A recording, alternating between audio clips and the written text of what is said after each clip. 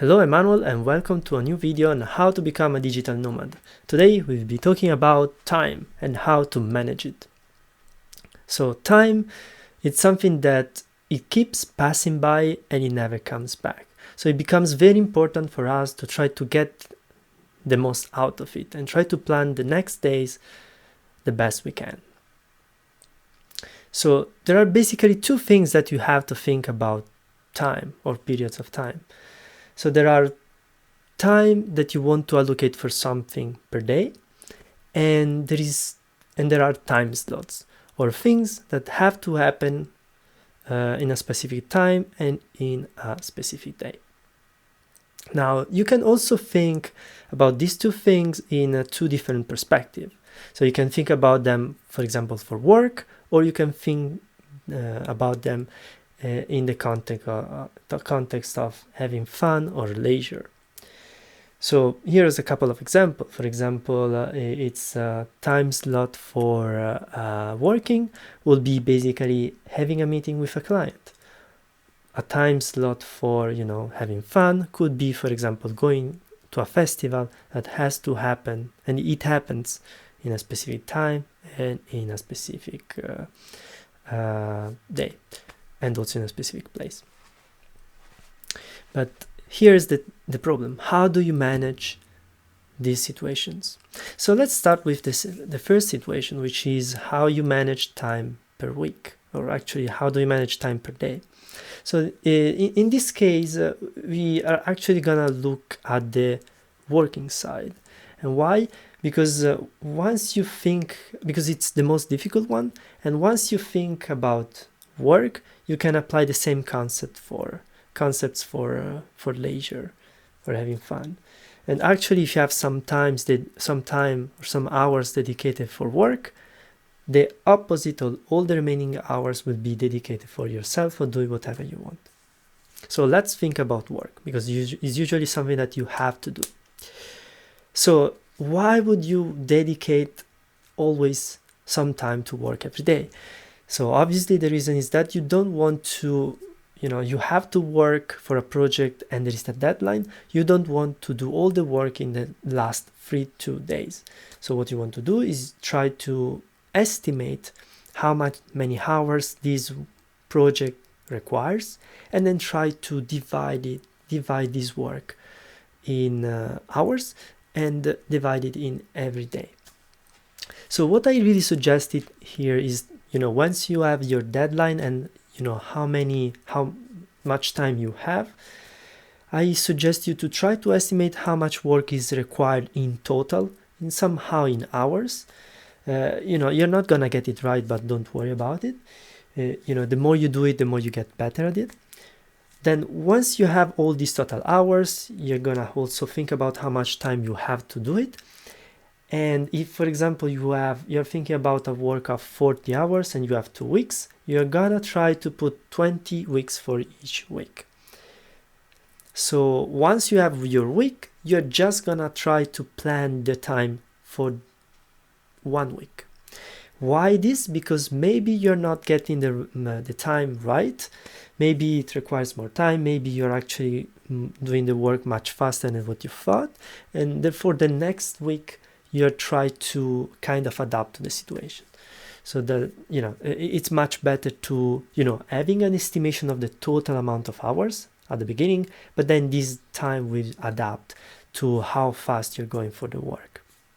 And you try to do this adaptation every week, if possible. Otherwise, usually 1 week is actually should be working out pretty well. So once you have many hours you want to have per week, what you're gonna have is maybe taking out your Google Calendar and then try to put, this time in every day, and you try to have all your 20 hours or 40 hours in all the week. So you're thinking, okay, I'm gonna just put time in the weekdays.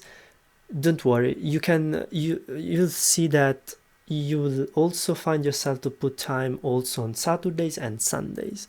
Reason being that time when you are a digital nomad is very different than the normal life routine.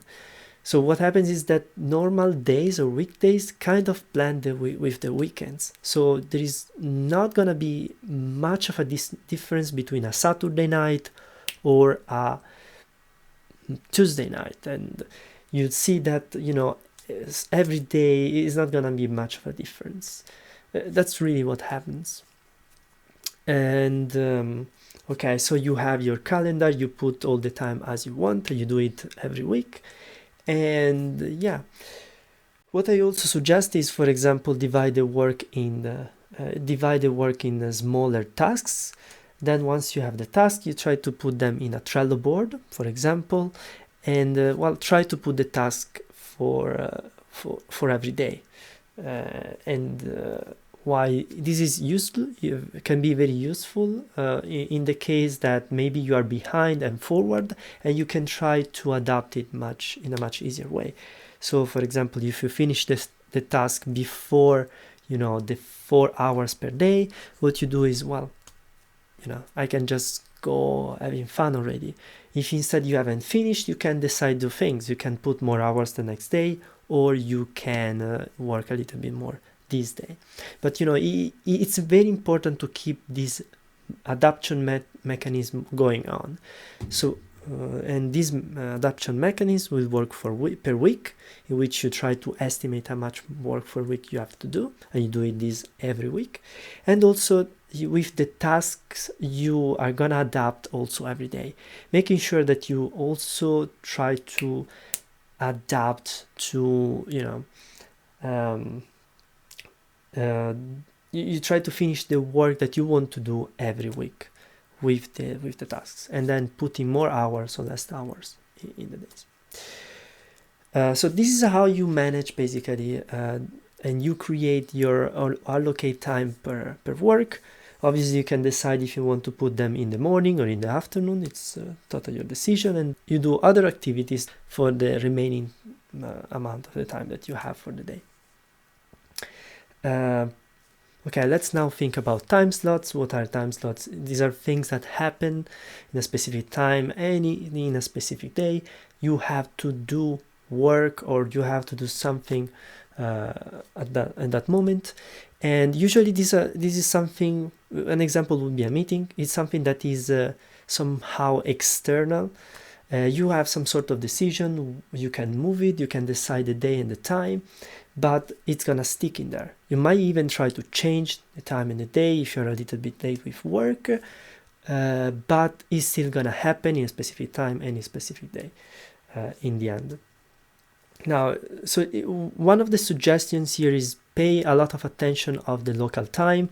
Why? Because you know, you might go in this awkward situation where you misunderstand the time. You say 5 p.m. and you both understand it's local time, and it's not. So your 5 p.m. it's there, for example, 1 p.m. and therefore when you meet, you go to the meeting, they're not there, and when they're gonna go to the meeting, you are maybe sleeping. So in order to avoid this, use Google Calendar, for example. You just send some sort of invitation, and you are both having the same event in your calendar, and it will be adapted to the right local time. So that will work great for you.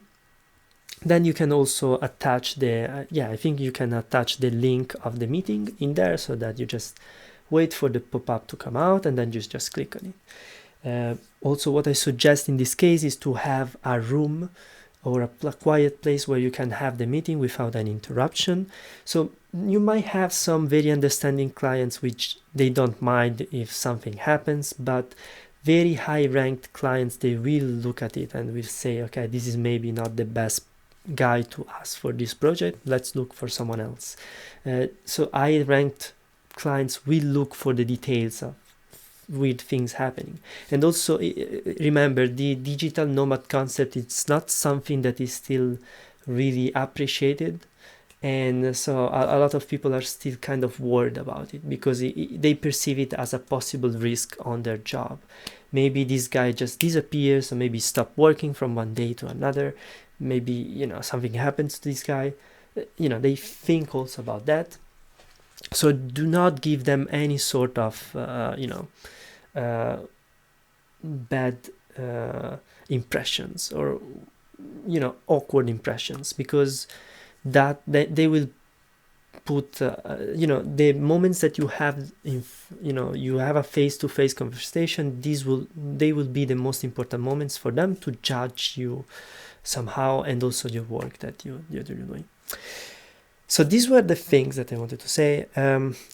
Let's go up very fast in a very practical case where I'm gonna use these two situations of time per day and time for time slots.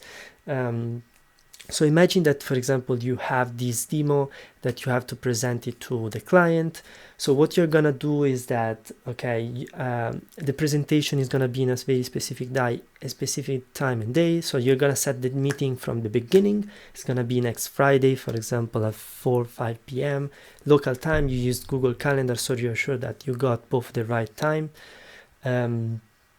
So you're gonna think, okay, this is just a small demo, not much to do, maybe I just gonna take no more than 20 hours. You're gonna be okay, I can do 3 hours per week, but then I'm gonna fill up the week. That's not gonna work, because the last day I still have work to do, and I don't want that. So I'm gonna let's do 4 hours per day. Okay, so in 5 days I'm gonna finish already, and then I have the last day to basically do whatever I want, maybe work a little bit on the presentation, and then finish the presentation. So you're gonna think about those 4 hours. Then about the project, this is a very small project, it's a very small demo. Usually small demos work in this way. You just have to make and set up the environment and creating the hull or the shell for the project, which is step 1. Step 2 is developing the real feature, that it does the computation, it does what it's supposed to do.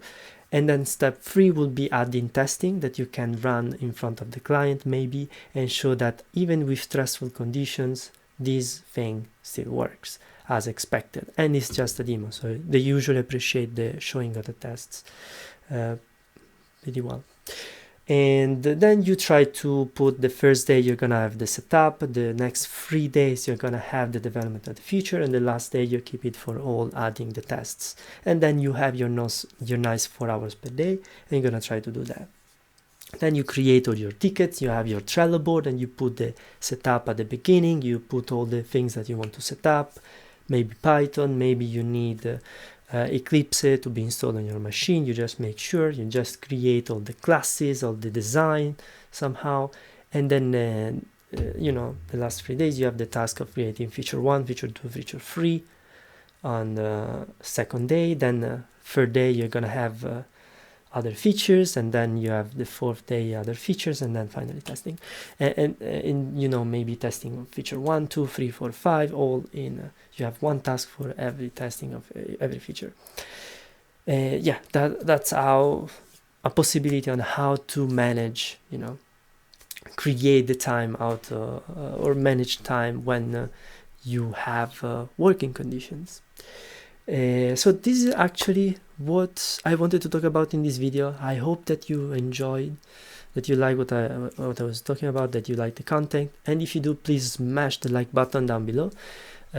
The YouTube algorithm basically suggests video that are liked, and therefore it really helps me out, because it's gonna suggest this video is gonna be suggested to others. If you have any comments, that just put them down below. I'm gonna have fun to reply to them. And that's what I wanted to talk about. Thanks a lot for watching, and see you next time. Bye.